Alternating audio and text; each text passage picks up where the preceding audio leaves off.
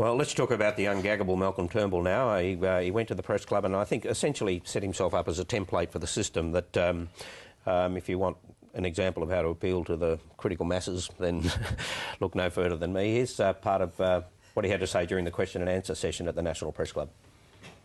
And so if you say, you know, there's a lot of Labor voters like Malcolm Turnbull, well, that's good, because that means I'm more likely to hold my seat or increase my majority than I would if the case were otherwise.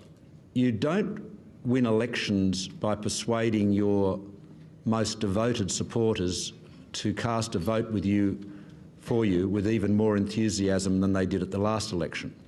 You win elections by persuading people who didn't vote for you at the last election to vote for you.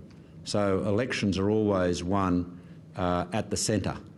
And that's so true. Now, Mr. as he is now, Mr. Nick Minchin, was offended by some of that, and this is what he wrote in a letter to the Australian, that Malcolm Turnbull is utterly preoccupied with the Liberal Party's Conservatives. It was his deficiencies as leader, not those terrible Conservatives, that led to his demise. I like the American tradition where people keep their sort of parliamentary titles for their life, because I think Senator Minchin sits more comfortably with me, and let's face it, he's still acting like a senator, and I don't think there's any sign of that changing.